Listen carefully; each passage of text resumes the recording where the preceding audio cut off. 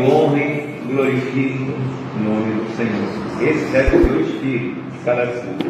Vamos abrir nossas Bíblias em 1 Coríntios capítulo 11, a partir do verso 17, nós vamos ler até o verso 22. Hoje nós vamos falar sobre a verdadeira ceia do Senhor e a ceia que é reprovada por Ele. 1 Coríntios 11, verso 17 em diante, diz assim: nisto, porém, que vou dizer-vos, não vos louvo, porquanto vos ajuntais não para melhor, senão para pior. Que antes de tudo ouço que quando vos ajuntais na igreja, há entre vós dissensões, e em parte o creio. E até importa que haja entre vós heresias, para que os que são sinceros se manifestem entre vós, de sorte que quando vos ajuntais num lugar, não é para comer a ceia do Senhor, que comendo cada um toma antecipadamente a sua própria ceia, e assim um tem fome e o outro embriaga-se. Não tendes porventura casas para comer e para beber? Ou desprezais a igreja de Deus e envergonhais os que nada têm? Que vos direi? Louvar-vos-ei? Nisto não vos louvo. Que Deus se digne abençoar em nossos corações essa palavra que acabamos de ler. Vamos orar mais uma vez. Grande Deus, obrigado pela tua presença, que esta presença aqui neste santuário seja sentida também nos lares, na vida daqueles que nos acompanham pelas redes sociais. Abençoa a palavra no coração do ouvinte e usa o teu servo, mais uma vez, segundo a tua vontade, para que o teu nome seja glorificado. Oramos e agradecemos, no nome de Jesus. Amém. Podeis assentar, irmãos. Para entendermos o significado correto, segundo a Bíblia, da ceia do Senhor, precisamos conhecer as suas origens. Segundo o teólogo Oscar Cullmann, a autoridade do Senhor ressuscitado opera na tradição humana e, através dela, o ensino correto sobre a ceia. Quando o apóstolo diz: porque eu recebi do Senhor o que também vos entreguei, na verdade ele está dizendo que a ceia tem sua origem na história e não em ideias próprias elaboradas por ele e pelo apóstolo Paulo. A ceia aparece nas narrativas de Mateus, capítulo 24, versículos 17 e 30 a 30, Marcos, capítulo 14, versos 12 a 26, Lucas, capítulo 22, versos 7 a 23, e João, que também faz alusão à última ceia celebrada por Jesus com seus discípulos em seu Evangelho, no capítulo 13, versos de 1 a 4.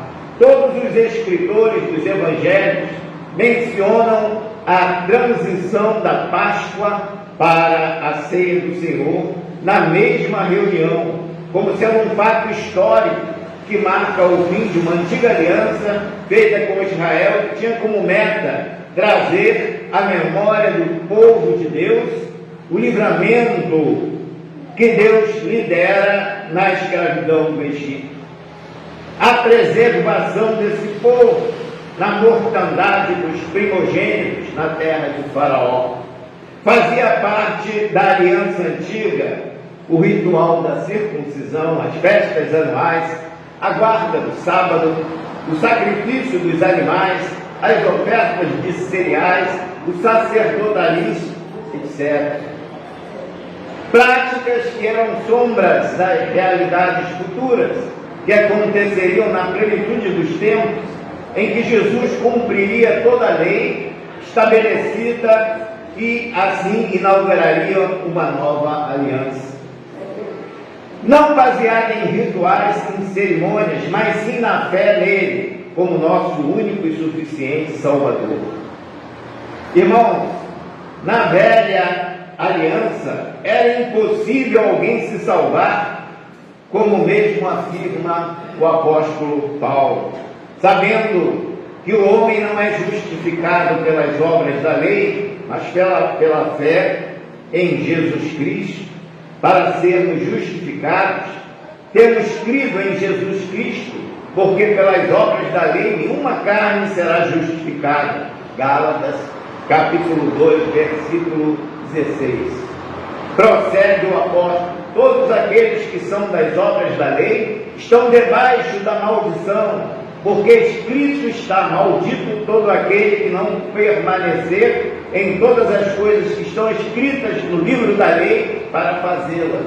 Gálatas, capítulo 3, verso 10. Ninguém pode ser salvo pelos seus próprios méritos, pelas obras que pratica, mas sim pelos méritos de Jesus Cristo, que deu o seu corpo, o seu sangue ali na cruz para a salvação da humanidade. Por essas e outras razões é que a velha aliança presente na última Páscoa de Jesus é substituída pela nova ceia, pela nova aliança com a ceia do Senhor. Essa mudança já havia sido vaticinada pelos profetas do Velho Testamento. Jeremias, no capítulo 31, versículo 31 a 33, diz: eis que dias vem, diz o Senhor, em que farei um concerto novo com a casa de Israel, com a casa de Judá, não conforme o concerto que fiz com seus pais no dia em que os tomei pela mão para os tirar da terra do Egito, porquanto eles invalidaram o meu concerto, apesar de eu os haver desposado, diz o Senhor. Mas este é o concerto que farei com a casa de Israel depois daqueles dias. Esse concerto é a aliança que Jesus estabeleceu em substituir a Páscoa pela ceia do Senhor. Diz ainda: porém, a minha lei no seu coração, e eu serei o seu Deus, e eles serão o meu povo. Esse concerto substitui um projeto impossível de se concretizar, que, como foi dito antes, salvação pelas obras da lei. A salvação é por meio da graça mediante a fé em Jesus Cristo. Efésios, capítulo 2, versículos 8 a 9. O fim da Páscoa já era previsto na voz profética. Oséias, usado por Deus, dizia: farei cessar todo o seu gozo, suas festas, suas luas novas, seus sábados e todas as suas festividades. Nessa mesma esteira, Paulo, escrevendo aos Colossenses, afirma: portanto, ninguém vos julgue pelo comer ou pelo beber, ou por causa dos dias de festa, ou da lua nova, ou dos sábados, que são sombras das coisas futuras, mas o corpo é Cristo.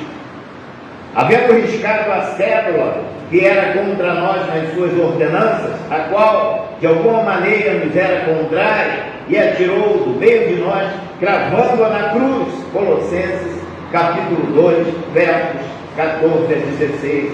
As orientações sobre a ceia do Senhor, passadas a Paulo por apóstolos mais antigos ou diretamente pelo próprio Senhor, nos dá a verdadeira informação de como devemos realizar e celebrar a ceia, esta ordenança deixada por Jesus para as igrejas.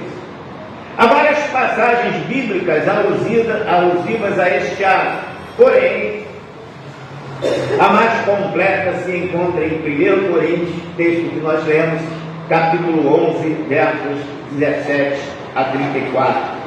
O que levou o apóstolo Paulo a abordar este assunto em Corinto foi a desrespeitosa conduta de alguns crentes durante a ceia que era ministrada naquela igreja.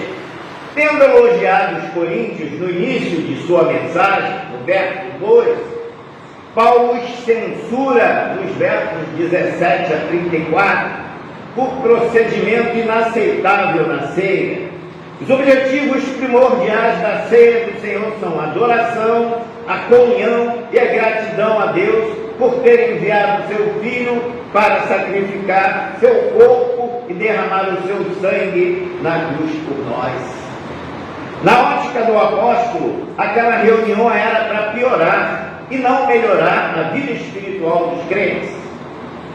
Mas, infelizmente, há certas igrejas evangélicas cujas reuniões só fazem enfraquecer a fé dos crentes.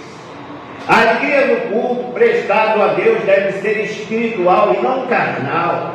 O salmista expressava essa alegria ao dizer: alegrei-me quando me disseram, vamos à casa do Senhor. Mas o que estava acontecendo em Corinto, por ocasião da ceia, era uma alegria carnal, regada por bebida, glutonaria e imoralidade. Paulo disse: nisso não vos louvo. Quando eles se reuniam na igreja ou como igreja, havia dissensões, uns se apegavam à ceia dentro de um sentido de comunidade do amor ou festa do amor. Outros, que pertenciam à classe mais elitizada da igreja, levavam suas refeições e se fartavam, se embriagavam, e os mais pobres da igreja, que trabalhavam até mais tarde, quando chegavam para a reunião ou festa do amor, não encontravam nada para comer, porque os ricos comiam tudo, nada deixando para os menos favorecidos economicamente. Paulo acusa veementemente os coríntios de não comerem adequadamente a ceia do Senhor quando se reuniam. A ceia do Senhor não é oportunidade para grande sociabilidade. A igreja não é lugar de espécie de expressão social que envergonhe o que não tem nada ou que seja pobre. Paulo, indignado, desabafa: nisto não vos louvo. Como louvar os coríntios por sua vergonhosa conduta, os pobres com fome e os ricos embriagados? Não dá para louvar nenhuma igreja que se conduza dessa maneira em qualquer liturgia de culto. Os versículos 17 a 22 e 33 a 34 indicam que uma refeição era comida por ocasião da ceia do Senhor. Provavelmente à noite, visto que os pobres chegavam tarde após um dia exaustivo de trabalho. Originalmente parece que o pão era comido seguido pela refeição. O cálice vinha depois da refeição. Após a refeição passava-se o cálice. Esse processo é seguido no costume judaico, tanto para a refeição pascal quanto para outras refeições. No entanto, neste relato de Paulo sobre a ceia realizada na igreja de Corinto, parece que a ceia do Senhor é separada da refeição principal e é tomada depois que essa refeição já fora servida. Em face desse detalhe, podemos entender por que Paulo disse essas palavras: de sorte que quando vos ajuntares num lugar, não é para comer a ceia do Senhor, porque comendo cada um a ceia do Senhor antecipadamente, a sua própria ceia, assim um tem fome, o outro embriague, não tem porventura casas para comer e beber? E os que assim procedem, sem esperar uns pelos outros, estão procedendo para a sua própria condenação. Ou desprezais a igreja de Deus e envergonhais os que nada têm, que vos direi, louvado-vos-ei, isto não vos louvo. 1 Coríntios, capítulo 11, versos 20 a 22, que aparece a expressão: examine-se, pois, o homem a si mesmo, e assim coma deste pão e beba deste cálice, porque o que come e bebe indignamente, come e bebe para a sua própria condenação, não discernindo o corpo do Senhor. 1 Coríntios, capítulo 11, versos 28 a 29. A pessoa que participa da ceia do Senhor indignamente é a que não age por amor em favor da comunhão da igreja, quando é insensível para com a presença de Cristo, ingrata para com sua morte sacrificial e irresponsável quanto ao significado da sua redenção. Ser culpado do corpo e do sangue do Senhor é ser culpado do pecado praticado por profanar o Senhor, desrespeitando sua presença espiritual, não física, no momento da ceia.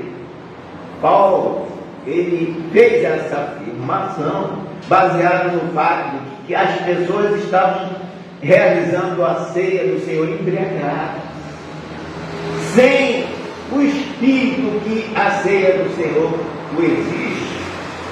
Demonstra que na verdade não se apropriou de Cristo por fé.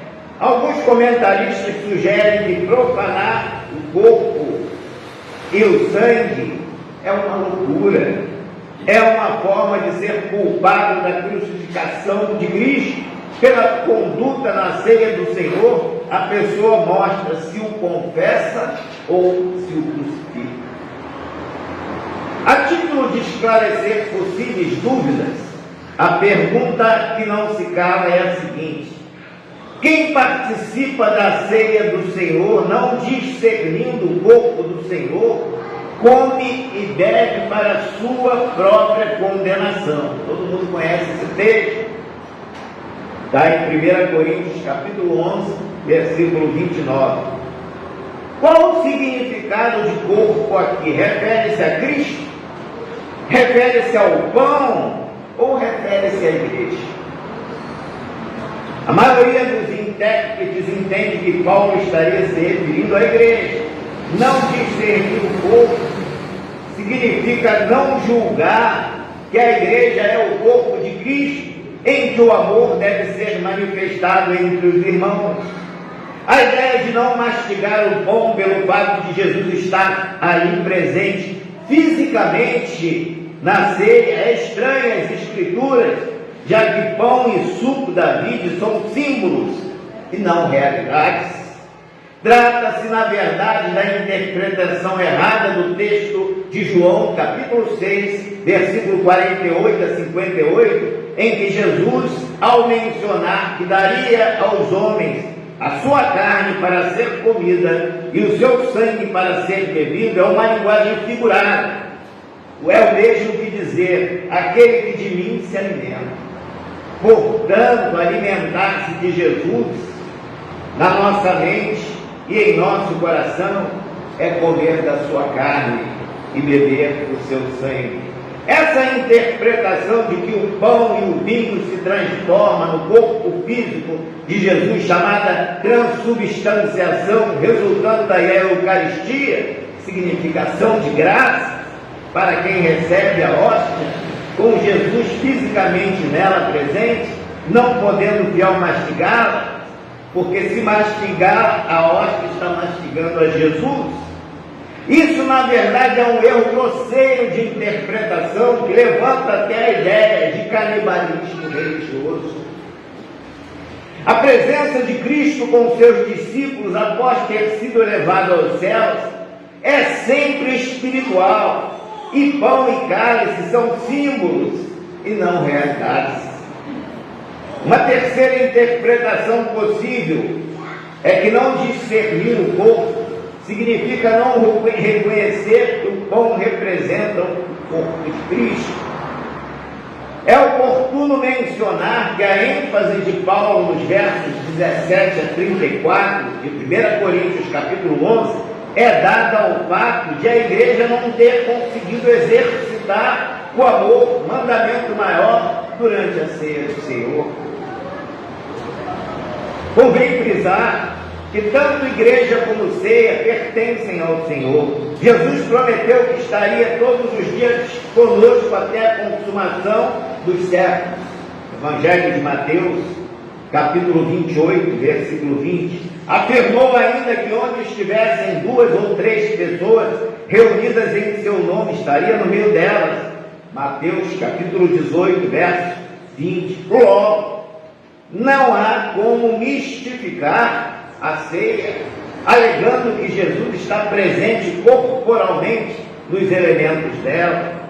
Notem também que quem participa da ceia eram os crentes em Jesus Cristo, independente de bandeira denominacional, já que naquela época não existiam igrejas batistas, presbiterianas, Assembleias de Deus, por aí fora. Eram os crentes em Jesus. Hoje existe ceia só para membros daquela igreja X, ou até só para os que congregam no mesmo templo. Se um crente em Cristo de outra denominação ou bandeira estiver presente naquele culto, adorando o mesmo Deus, ainda que esteja no mesmo espírito e comunhão, é impedido de participar da ceia. Não seria isso uma insensatez, falta de amor? Em defesa de doutrina A ou B, abdicar-se do mandamento maior na ceia do Senhor, que é o amor. Quando Paulo escreveu: examine-se o homem a si mesmo, e coma deste pão e beba deste cálice, ele estava falando que aqueles crentes que estavam embriagados ou empaturrados de comida, sem pensar nos outros que nada comiam, estavam desprezando, desonrando aquele que dera seu próprio corpo e derramara seu próprio sangue, não amando em primeiro lugar nem ao próximo, nem a si mesmo. Estes sim estavam comendo e bebendo para sua própria indignação, condenação. 1 Coríntios, capítulo 11, versículo 29. Quero deixar bem claro que não estou advogando a defesa da ceia livre, uma vez que o culto, sendo público, dá aso para que pessoas não crentes estejam presentes no momento da ceia. Nessa circunstância, não dá para liberar. Seria o mesmo que lançar pérola aos corpos, expressão usada por Jesus, que significa: jamais devemos entregar uma riqueza a quem não tenha condições de cuidar dela, ou tivermos em mais alta estima a quem ignora, não está disposto a compreender tal apreço.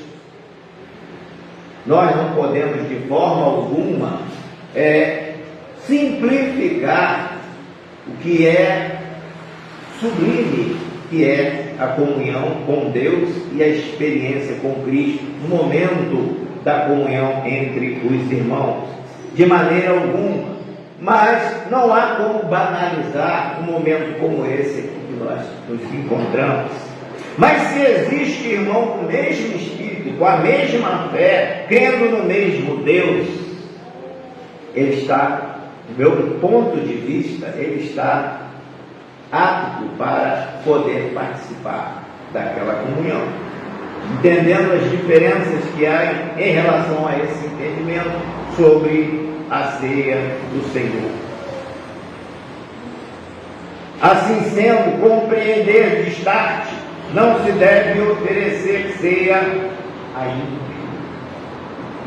Outro sim, ocorre algumas injustiças, como já foi dito, com crentes que vivem em união estável e por algum motivo não regularizaram o casamento. A pergunta que não quer calar: a ceia não tem como objetivo recordar a morte que propicia a vida? Não é tornar vivo na memória a realidade desse feito? A recordação de Jesus faz lembrar a glória do seu sacrifício na cruz, quando ele leva o seu povo da escravidão, do pecado, para a glória da redenção. É o sacrifício da cruz que leva a igreja de Deus da escravidão sobre o pecado para a liberdade dos filhos de Deus, da tristeza sobre o pecado para a alegria do perdão, das trevas da separação de Deus para a luz do seu conhecimento. A ceia do Senhor não tem como objetivo, além do memorial à morte de Cristo, o estabelecimento de uma comunhão sólida entre os membros do corpo de Cristo. Lucas declara isto ao descrever a igreja primitiva: perseverando unânimes todos os dias no templo, partindo o pão em casa, comiam juntos com alegria e singeleza de coração. Atos, capítulo 2, versículo 46. Jesus orou ao Pai na oração sacerdotal pela união da igreja. Não rogo somente por estes, mas também por aqueles que pela sua palavra hão de crer em mim, para que todos sejam um como tu, ó Pai, o és em mim e eu em ti. E também eles sejam um em nós, para que o mundo creia que tu me enviaste, e eu dei-lhes a glória que a mim me deste, para que sejam um como nós somos um. João capítulo 20, verso 22. A preocupação maior por Jesus em relação à igreja era a comunhão em amor, a unidade. Então ele orou ao Pai para que a igreja fosse unida.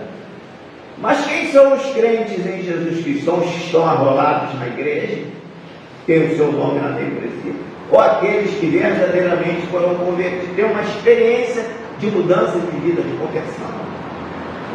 Essa é a questão que nós temos que analisar, pedindo sabedoria a Deus para nós entendermos certas situações.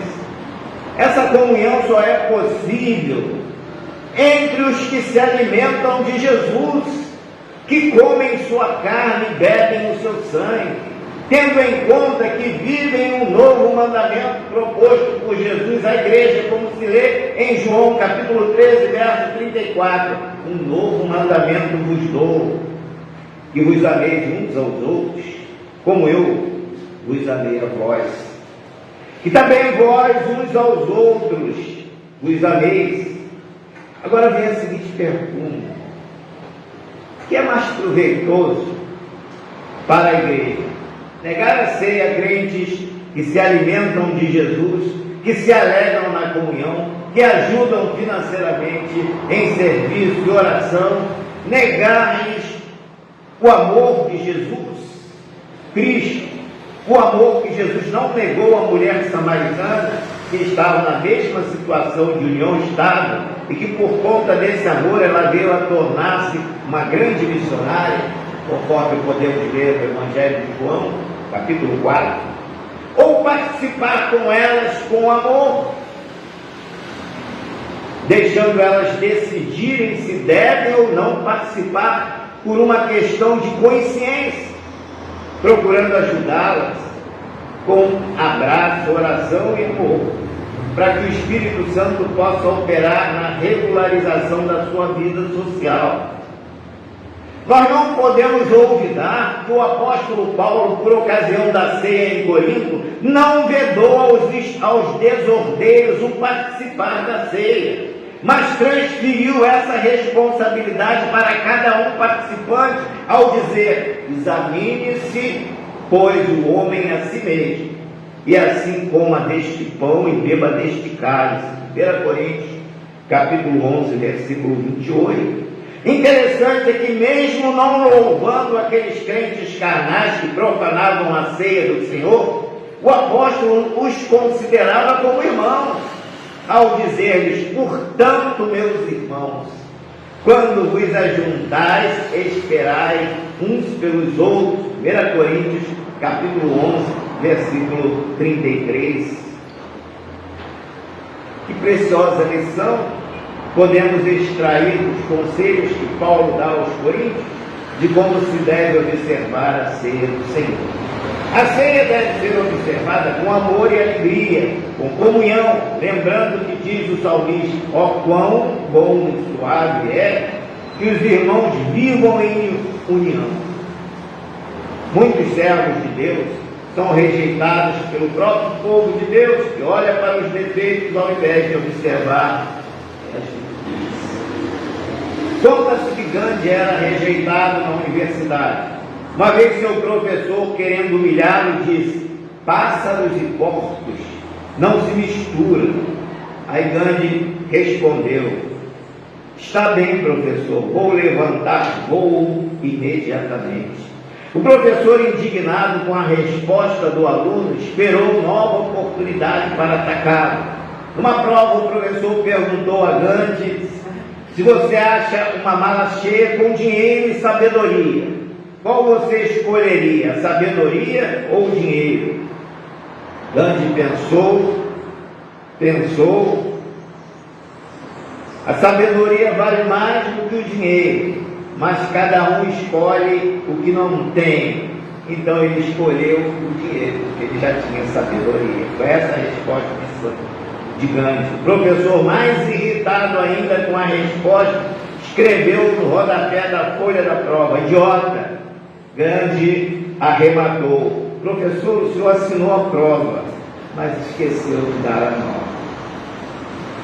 Quando alguém discrimina ou faz separação, pode passar por situações vexatórias e às vezes até cometer injustiça. Esse espírito de desunião, discriminação, discórdia, de egoísmo, de falta de amor e respeito ao próximo, principalmente a Deus, era o que reinava em Corinto, e em especial durante a ceia, o que fez com que Paulo escrevesse àquela igreja as seguintes palavras: louvo-vos, irmãos, porque em tudo vos lembrais de mim, e retendes os preceitos como vos entreguei. Nisto, porém, que vou dizer-vos, não vos louvo, porquanto vos ajuntais não para melhor, senão para pior. Porque antes de tudo ouço, e quando vos ajuntais na igreja, há entre vós dissensões, em parte o creio, e até importa que haja entre vós heresias, para que os sinceros se manifestem. De sorte que quando vos ajuntais num lugar, não é para comer a ceia do Senhor, porque comendo cada um toma antecipadamente sua própria ceia, e assim um tem fome e o outro embriaga-se. Não tendes, porventura, casas para comer e beber? Ou desprezais a igreja de Deus e envergonham os que nada têm? E vos darei, ou direi, louvar-vos-ei, nisto não vos louvo. 1 Coríntios, capítulo 11, versos 2 a 22. Meus irmãos, o motivo de Paulo escrever o capítulo 11 era justamente por causa da falta de entendimento daqueles cristãos que não respeitavam aquele momento solene de Jesus ser lembrado como doador da vida, dando a sua própria vida no Calvário, substituindo um momento espiritual por um momento carnal. Essa era a razão, não era outra. E às vezes nós entendemos de forma diferente a ceia do Senhor. A ceia do Senhor, a gente tem que analisar verdadeiramente que ela é para crente, aquele que verdadeiramente é convertido. Agora eu não sei quem é, quem não é. Chega uma pessoa e diz: olha, eu sou crente, sou membro da igreja tal, eu vou acreditar no que ele está dizendo, não vou pegar na ceia. Ele que tem que examinar se ele está em condições ou não. Examine-se, pois, a si mesmo, e coma deste pão e beba deste cálice. Aqueles embriagados, evidentemente, não tinham nem condição de se examinarem, mas se eles participaram da ceia, eles assim o fizeram para a sua própria condenação. É esse o sentido real da ceia do Senhor. Simples, mas as pessoas às vezes confundem e criam situações embaraçosas para passagens que são tão claras. Evidentemente tem que haver decência e ordem em todo o trabalho que é realizado para o Senhor, mas o amor está acima de tudo. Nós temos feito estudos bíblicos às quartas-feiras, temos visto que às vezes nós devemos evitar comer carne, comer carne, escandalizar seu irmão que não coma. Então, por amor às pessoas, às vezes nós temos que violentar até os nossos desejos, os nossos sentimentos, porque uma vida para Deus vale mais todas as riquezas do mundo. Na ceia do Senhor é um grande momento para nós pensarmos desta maneira, porque às vezes uma atitude impensada pode levar uma pessoa para o mundo e nunca mais sentir simpatia em vir à igreja. Não é que ela vai receber, se ela nunca tem que esperar a sua experiência com Deus, mas se ela é convertida, não vejo nenhum motivo para tal vedação. Que Deus assim nos abençoe.